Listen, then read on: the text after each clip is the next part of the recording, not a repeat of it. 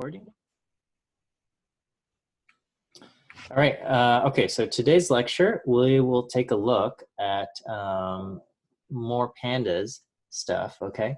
So again, pandas is the kind of the package or module or library that allows us to build data frames in Python. And so anytime we're going to be dealing with data and doing some kind of data analysis, we'll probably want to work with pandas, right?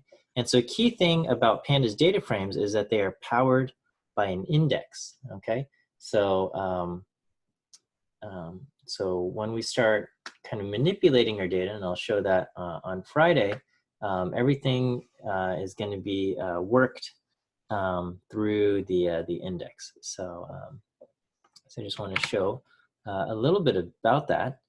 And one thing you can do is you can just change the index if you need to. If you can just when you create a data frame, pandas is going to automatically, you either specify one of the columns to be the index, or pandas creates ones for you, and you're allowed to just kind of change it on your own.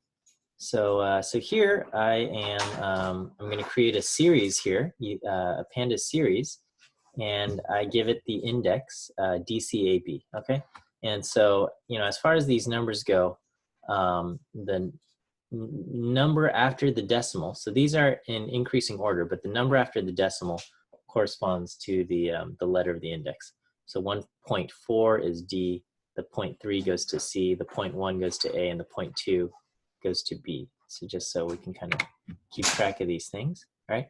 And so when I print out that series, it looks like this, okay? And so these are the values, and this is the index here, okay? And then if you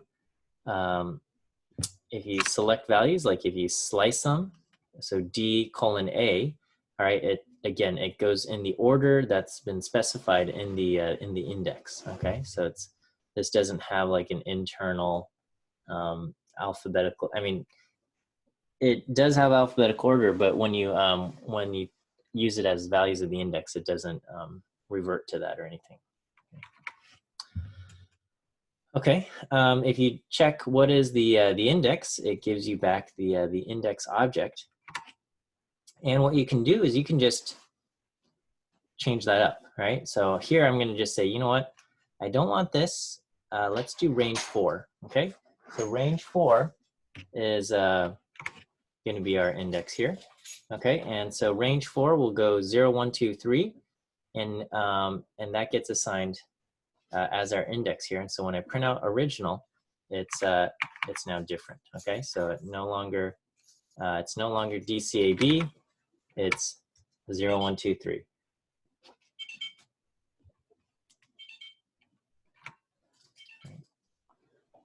And if we check what is the index,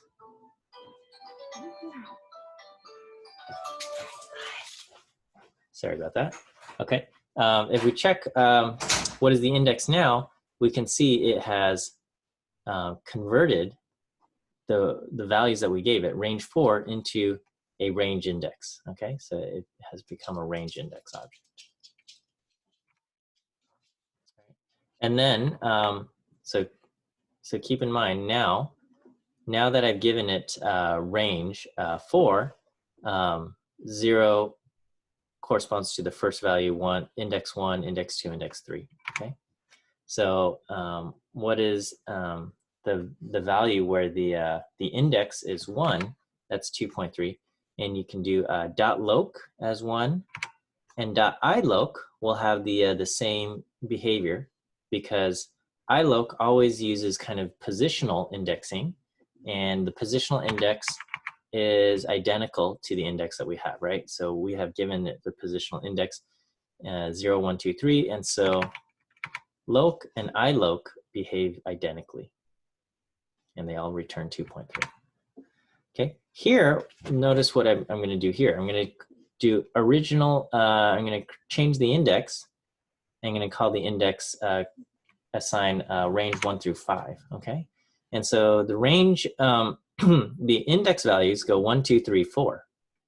They start at 1, and they go 1, 2, 3, 4, right? So when I say what is the value that corresponds to index 1 gives me 1.4, okay? If I say original.loc using the location function, loc1 gives me the value at index 1, okay? However, if I do iloc always uses the kind of the positional index using a 0 index, right? So that's going to be, this first row is position 0, and the second row is position 1, okay? Or the second value is position 1. So iloc1 gives me 2.3. I want to just kind of pause and make sure you guys notice the difference between the behavior of loc1 and iloc1, because iloc always uses a 0-based index, positional index. Okay, here if I say what is the value at A, okay, this gives you back an error because A is not part of the index, right? There's no A in the index. If I did that back here, all the way back here, that would have worked. That would have given me 3.1, right? So that would have been just like this. That would have given me 3.1. But here, because I got rid of the index, this no longer works. Okay, here I'm going to go ahead and change the index. Okay, and when you just change the index, it just changes the index. There's no restrictions as long as it's the same length. Okay, so in the original thing, A used to be associated with 3.1. Now A is going to go with the first value in the series, and it's going to go with 1.4. So A used to be 3.1. It used to be DCAB, but now it's ABCD. Okay, so you can kind of you can mess things up by just directly assigning, working with the index there. Okay, so just be careful. Be careful. It's it would be akin to I don't know what I don't know, just swapping the labels. It's like on your video games or something, just mixing up the CDs, the DVDs with the video game cases, and trying to find the thing you want. You can do it. It's like it obeys the rules of the language, but it's going to make things confusing, right? If you try to assign something here, so here I give it an index of length 5 when the series is of length 4. It throws an error as we should, as we expect, right? All right. There is a another function, and it's called reindexing. Okay, and this is confusing, right? Because we just talked about just assigning values or assigning a series or list or whatever it is to an index, and that's just kind of creating and defining the index. But there's also the ability to reindex. Okay, so reindex is not just creating a new index. What it does is it takes the index, the currently existing index, and it conforms the current index to a new specified index. Okay, so so here I'm going to start off with kind of the same series that we had at the very beginning. Okay, where it goes DCAB. Okay, so this is the original series, DCAB, and what I can do is I can reindex it.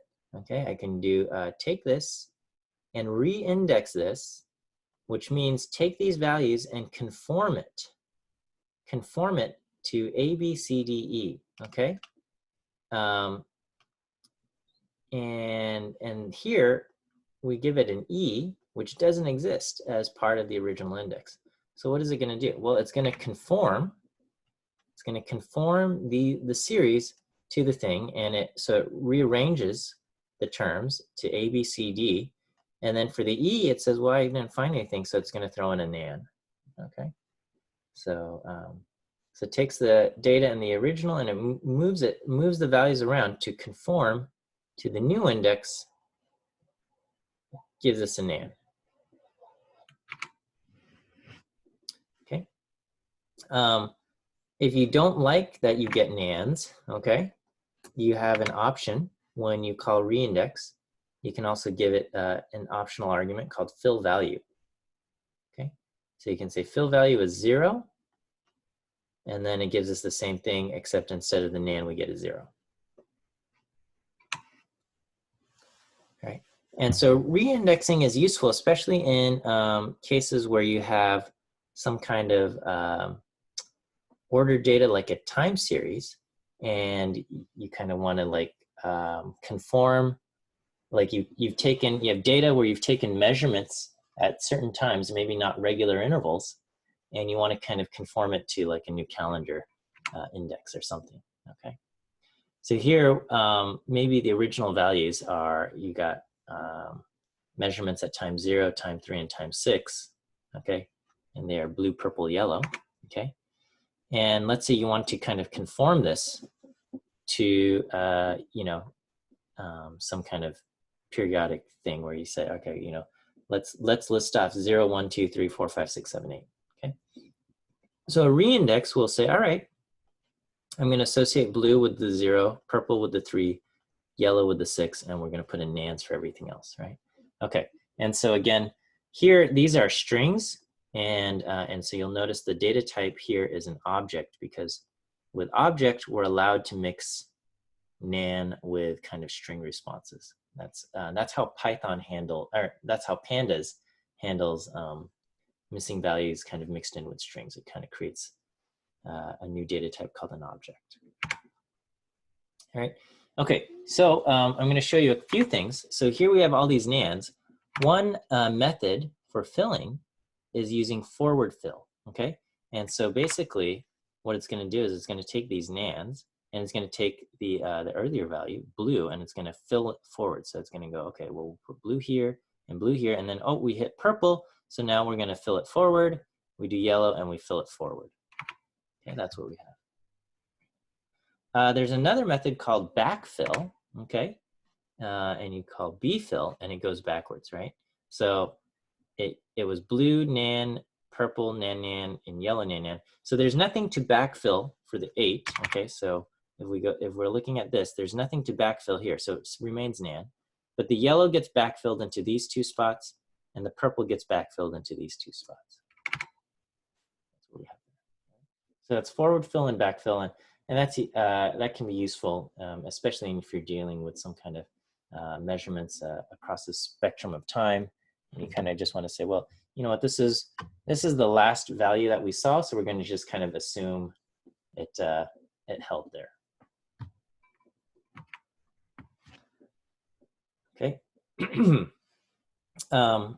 You can create a date time index, so that's a possibility. So in pandas, there is the ability to create date ranges, and that can be used as an index as well, right? So if you have measurements across times and you want to associate them with calendar values, okay? So here we can say January 1st of 2010, which is already a decade ago. Can you believe that? It's the last, it's already 10 years ago here. Okay, so January 1, 2010 is, and then we can say we want 6 of these periods.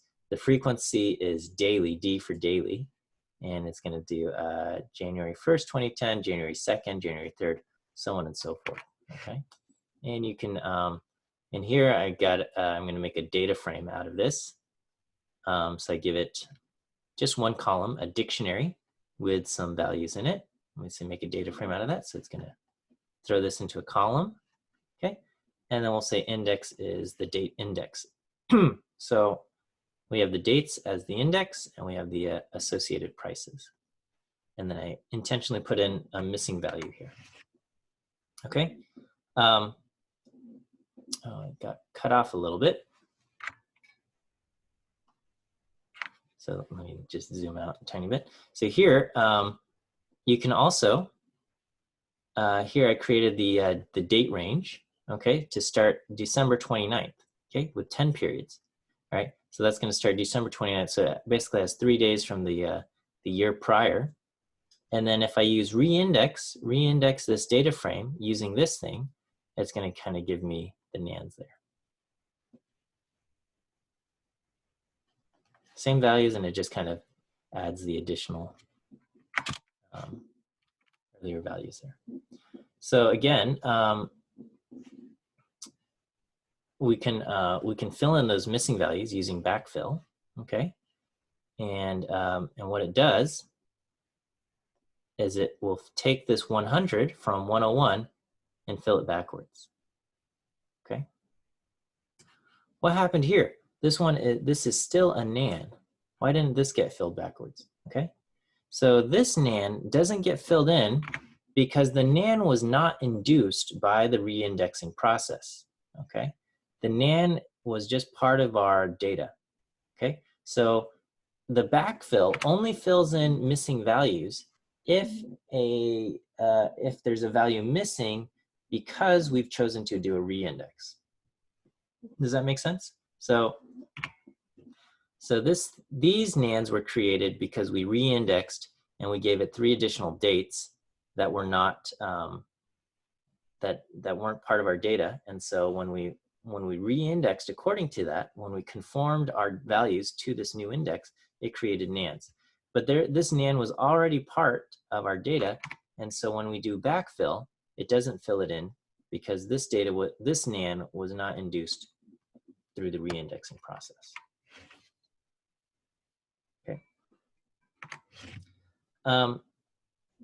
If there's no, if you're not going to be kind of conforming things to a new system where there's missing values, then reindex and .loc will work the same, right? So if you just kind of like need to shuffle things around and you're not going to say like conform it to a new index that that has additional values in the index that you currently don't have, so that's going to induce nans. If you're going to do that, you can just use loc. So here, I'm going to create this data frame here, just to start with, DCAB, okay?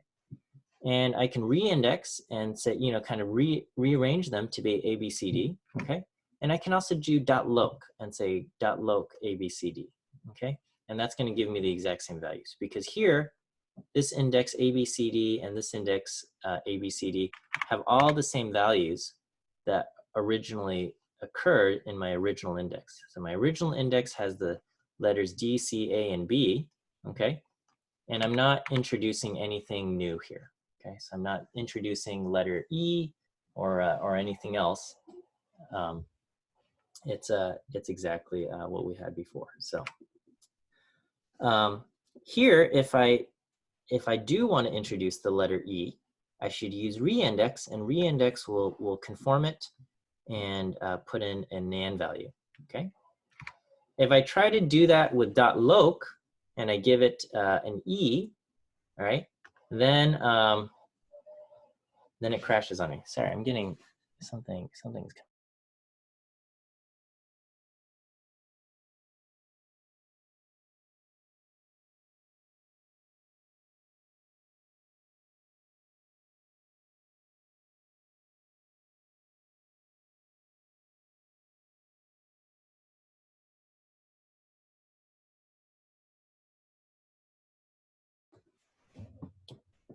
All right, so if you are trying to get something that doesn't exist, like an E, then you got to use reindex, okay?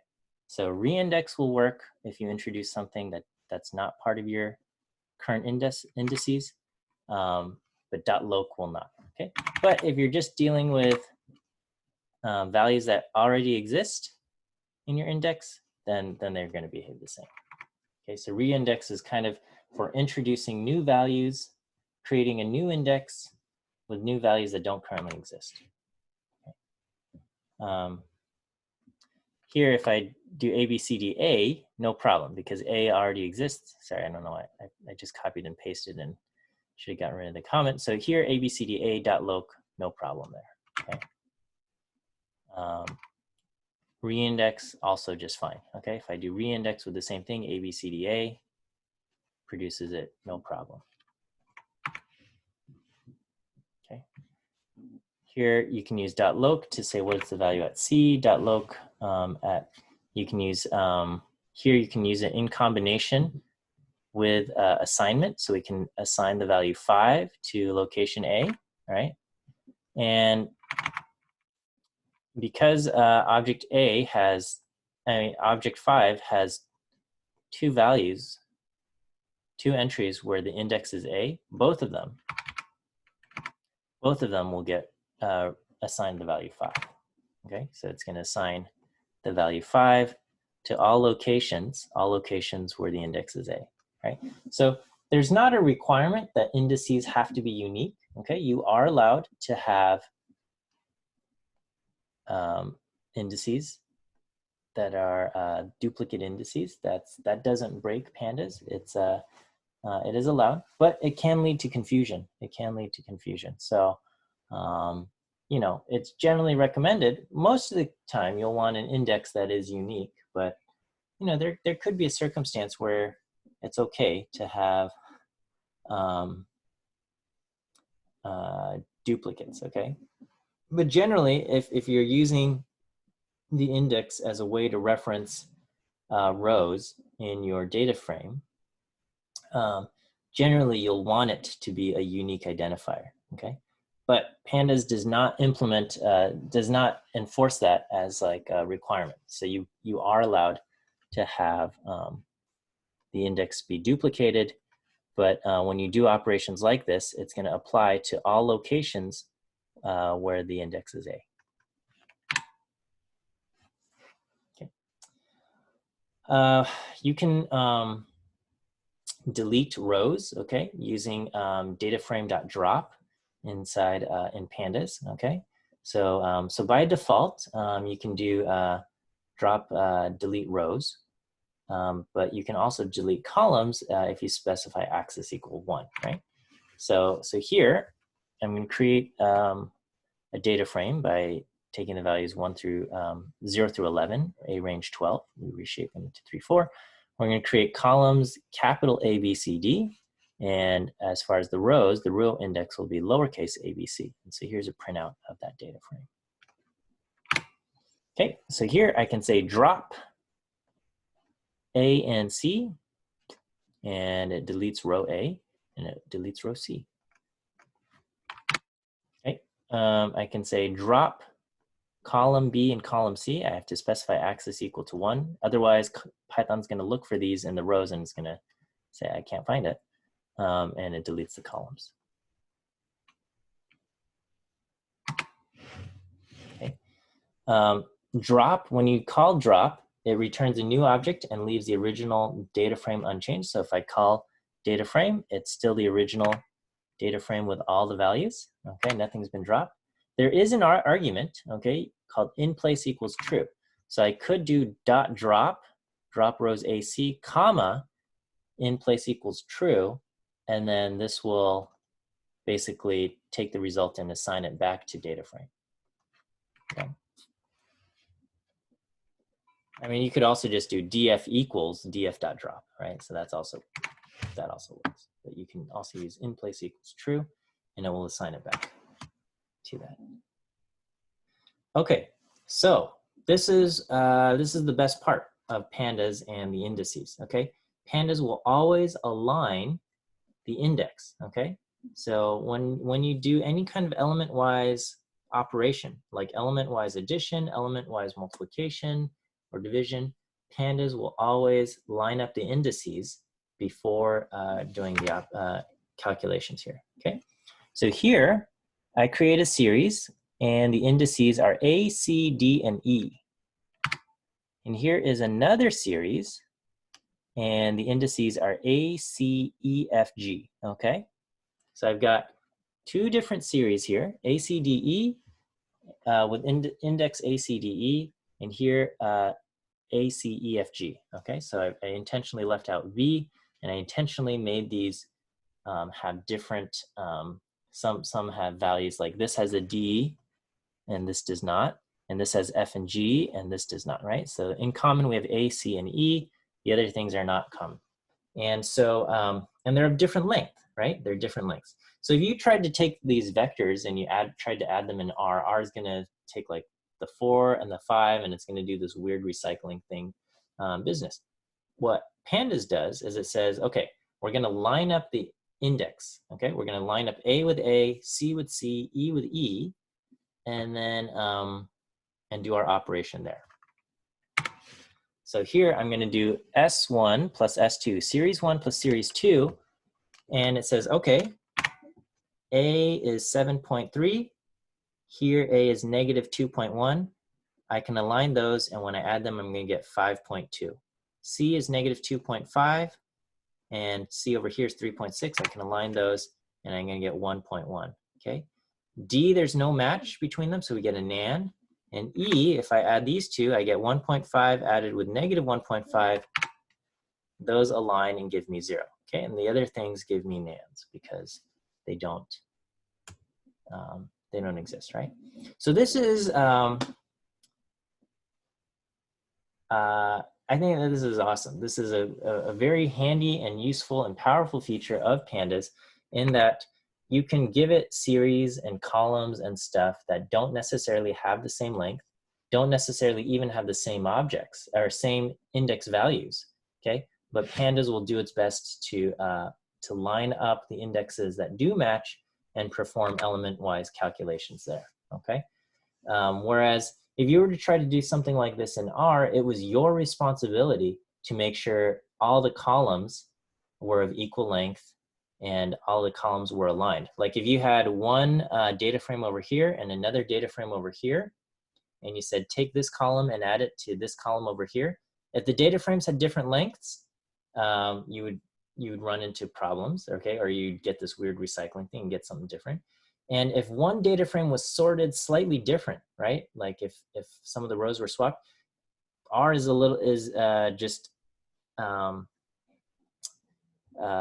it doesn't do any kind of thinking. It just takes the elements here and takes the elements here in vectors and just kind of does it. So it was your responsibility to kind of make sure that this was sorted properly and of the same length, and this was sorted properly and of the same length. Pandas says Pandas, on the other hand, says everything needs to have an index.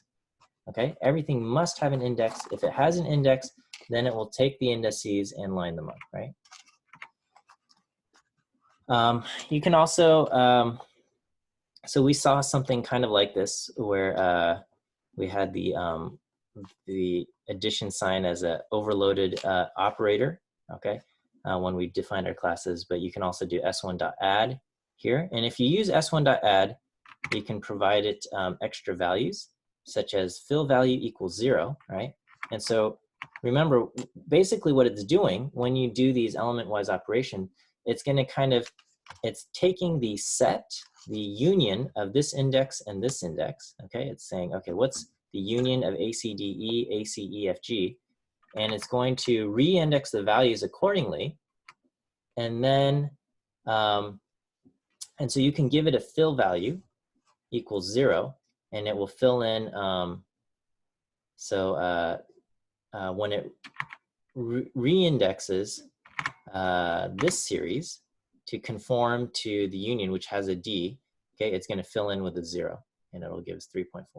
And likewise, when it re-indexes this to conform to have the index include F and G, it's going to put in zeros. And so rather than getting the NaNs there, we can fill it in, and we can basically say add in a 0 if you're doing this, right? So does Python do partial parameter name matching? Oh, I don't think so. Like if I did s1.add s2 comma f equals 0, I don't think that's going to work.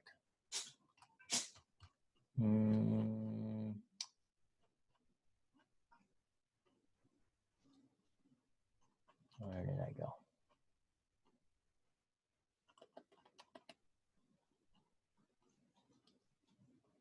All right, so if I copy this, and if I just do fill equals 0, yeah, got an unexpected argument. Fill, yeah, I think you got to spell out the whole thing.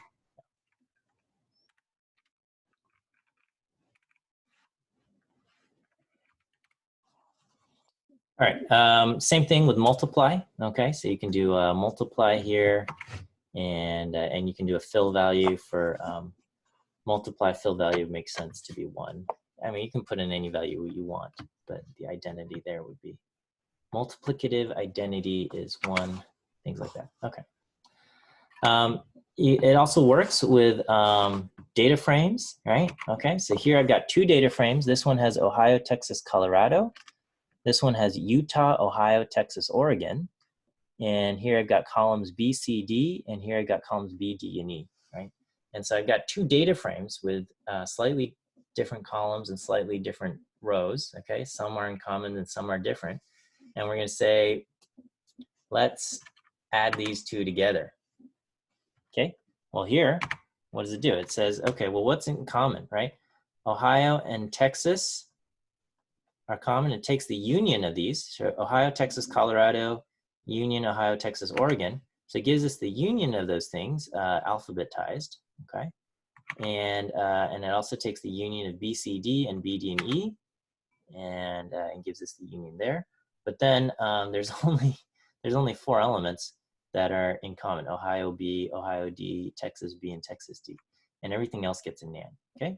And again, like before, you can call .add, and you can provide a fill value if you don't like that.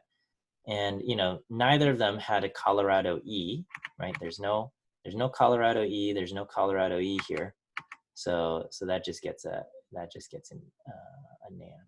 Okay, so if it didn't exist in either of them, you're going to get a nan. But if it existed in one, it will fill in a 0 for the other from the reindexing. Oh, I guess I didn't put this on the correct slide break here. Okay. Oh, so other operations that can be called on data frames, you can do add, subtract, multiply, divide, floor division, things like that.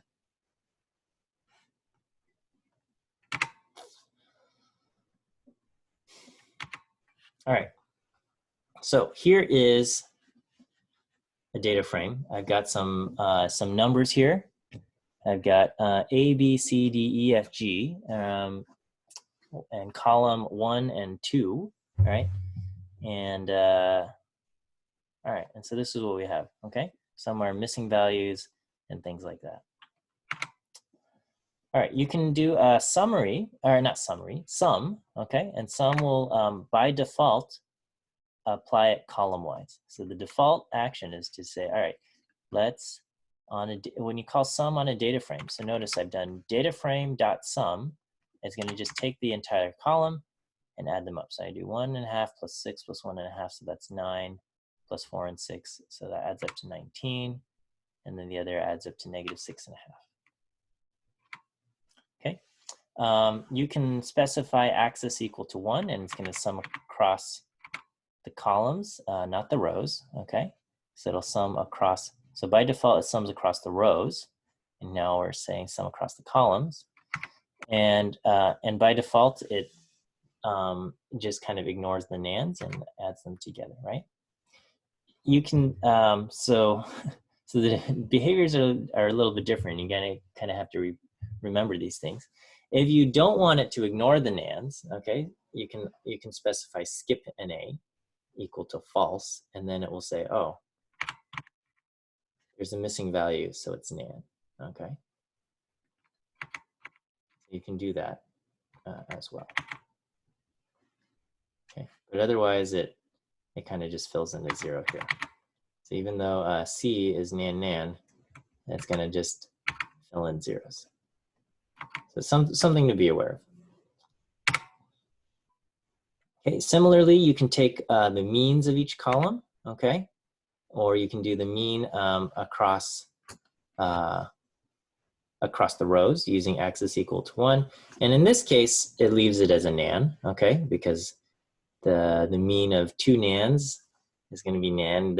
There's no answer to provide for that, okay? You can't fill in 0 there. Okay. Similarly, there's other aggregate functions that you can do, such as find the min, and this will find the minimum of each column. you can also do IDX min, okay? And this basically tells you which index, what's the index of the minimum value, okay? If there's multiple matches, it's gonna return the first one, okay? So IDX min will always just return 1 if there's a match. So if we go back to the value itself, which the minimum value in column 1 is 1.5.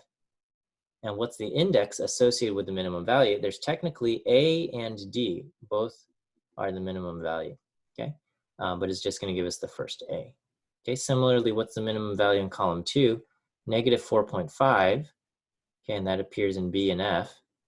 But it's gonna give us just the first one, so it's gonna give us B. So the index associated with the minimum of column 1 is 1.5. The index associated with the minimum of column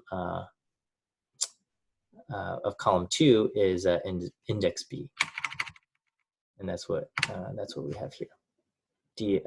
So you can just say IDX and the index associated with the minimum, and it gives you the first there. All right, and similarly, you can say give me the index for each row. In each row, which is the minimum value, and basically it gives me 1s for everything except for G is 2 and then C is a NaN, and we can verify that. And indeed, here, I'm sorry, I think I said IDX max, right? Yeah, IDX max. So which column has the larger value, okay? Or which column has the maximum value in the row, axis equal to 1, and it says pretty much column 1. So column 1 is bigger than this, column 1 is bigger than this, 1 is bigger than this, 1's bigger than this, and with the exception of G, it says 4.0 is, column 2. Okay, so it's assuming NaNs are either 0 or something that just are not even 0, I should say, because if you compare to a negative value, it would still, it just skips the missing values there. Okay, you can also ask for unique values in the column. So we can say in the data frame in column 1, what are the unique values? Okay, and the unique values are 1.5, 6, NaN, and 4, and they appear in the order that they are observed. So if we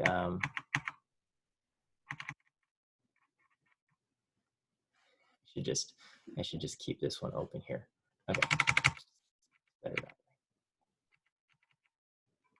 Okay, so if we look at this, we can say the unique value is 1.56 NaN, 1.5 is a duplicate, so it's not going to list. 4.0 is unique, 6.0 in NaN. And so as far as, so they get listed in the order that they appear. When you do unique, you can ask for the unique values in column 2, okay? If you call df.unique, okay, that it doesn't like that, right? It doesn't like, so you can really only call unique on a column. Okay, what are the unique values in column 2? And it lists these off.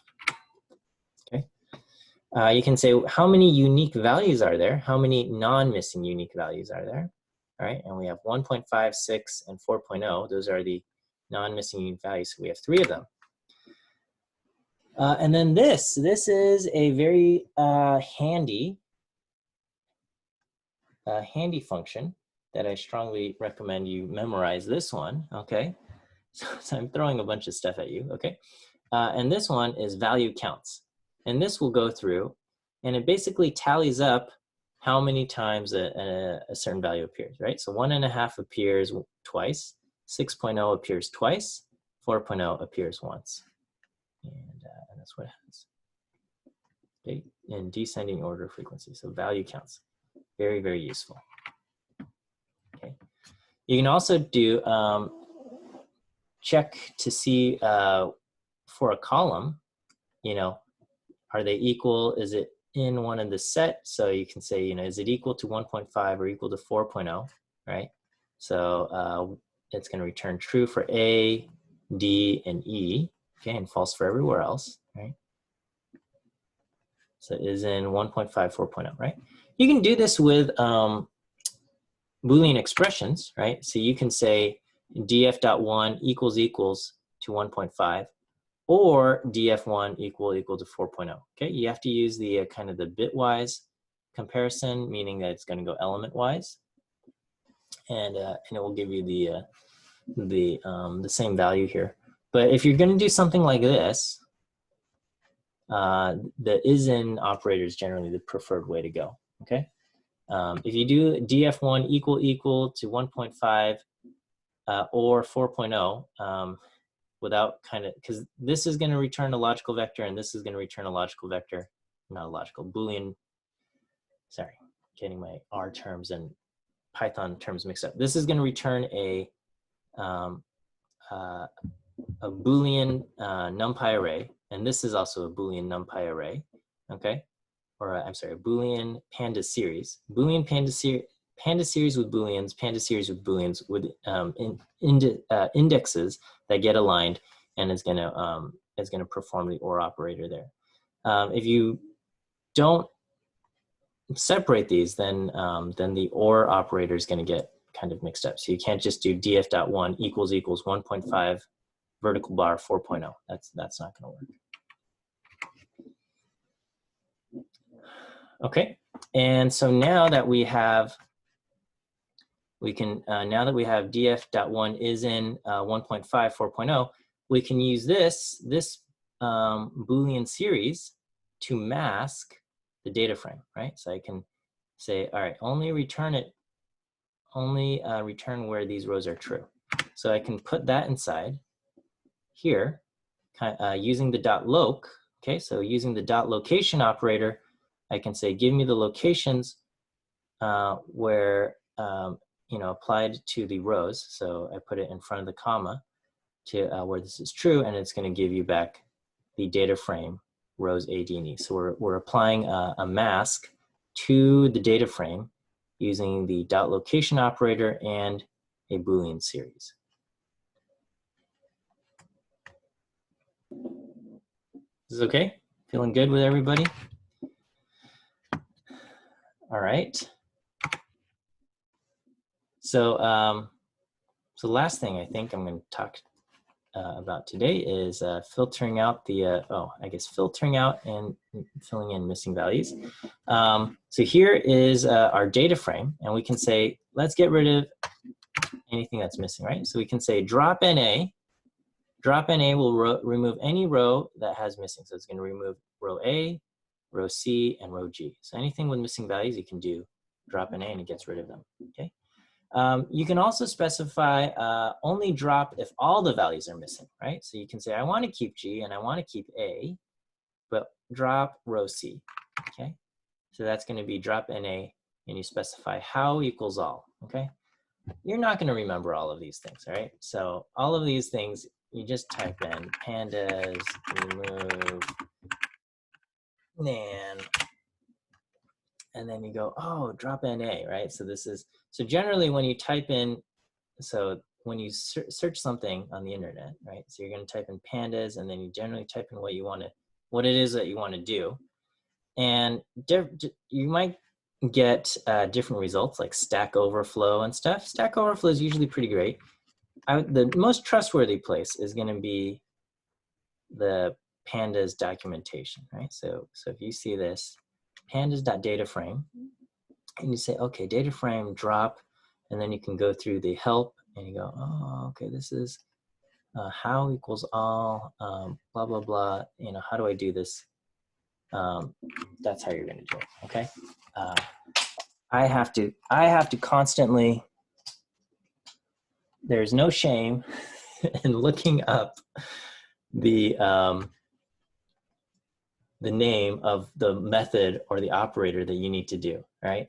Because there's just so many things, right? There's so many things, and if you're constantly using it on a daily basis, yes, you're going to remember, right? But it's kind of just like, it's like speaking a foreign language, and unless you're, if you take a week off or a month off or whatever, and you don't speak the foreign language every single day, you're going to forget words like, what do you call a washing machine in French or something. You're gonna be like, oh, I don't know, whatever. But you go on the internet and you say, how do I say washing machine in French? And it gives you the answer. And you can say, how do I remove NAs in pandas, right? So you say, pandas remove NAs, and then it'll tell you, all right? It's fine, okay? Look it up, and you can look up these simple things, okay? There's also not null. Not null is gonna just basically return true for anything that's not missing. So you can just say not null on for one of the columns. So you can say I want everything where column 2 is not null, right? And it will filter out the missing values that way, right? Okay, we can fill in missing values. You can just do fill NA with whatever constant you want, and it's going to fill in the NAs with whatever constant you specify. You can also give it a dictionary, and you can say in column 1, fill the missing values with 1,000. In column 2, fill the missing values with 0. Okay. You can also fill NAs using backfill or forward fill. So those are options. Okay. So it's, again, this is just to fill in missing values that already exist in your data, right? If you re-index and it induces missing values, you can use forward fill or backfill to fill in the missing values that get induced. But here it's just missing values that are originally part of your data. So you can do that. You can calculate the mean, okay? And the mean will basically give you a series with an index, and you can kind of treat it as this. And much like providing it a dictionary, you can kind of give this and it will fill in the missing value with the mean of a column, right? This is a tempting choice often, may or may not be the best choice. The advantage is that it preserves the mean, right? Like the column 1 mean is 3.8, and the column 1 after I filled in all the missing values is still gonna be 3.8. Disadvantage is gonna do things like it's gonna reduce the overall variance because you're artificially saying you're got values and stuff that were near the mean and things like that. Okay. And then all of these things, you can use the optional argument in place equals true. So far, all of these things just return copies and don't actually affect the original data frame. Here's a transpose. So in this case, all right, so as far as filling in missing values here, right? So here we said, in column 1, we want to fill in 3.8. In column 2, we want to fill in -1.3. You can do that, but if you want to fill in missing values across the row, like we had a missing value here and a missing value here, you can transpose it, take the mean of. Would you rather kiss me for $100? I heard some, that was weird. Okay. I thought I heard something. Okay. Well, anyway, you can fill it in doing that using some transpose, right? Okay, all right, I'm running out of time here, but you can check for duplicates, all right? So row F is a duplicate of row B, okay? So just checking the values, it doesn't look at the index itself, but it's gonna say row F. The values in there are duplicated, okay? And you can say, get rid of the duplicates, right? So here, this is the negation operator. It's like the exclamation point, but it's the tilde. For whatever reason, that's what pandas does. Okay, so you can say get rid of the duplicate rows, and there we go. You can also just kind of check for one column, which in column 1, what's duplicated, and you can filter accordingly there. Okay, I need to give you quiz answers for today. Quiz answers for today are B and C. Okay, those are today's quiz answers. Sorry. Thanks for hanging out. And that's it. All right, we'll have a good day. I will send an email invitation to kind of a practice quiz on HackerRank for you guys, and we'll kind of see how that goes. And we will see you guys on Friday.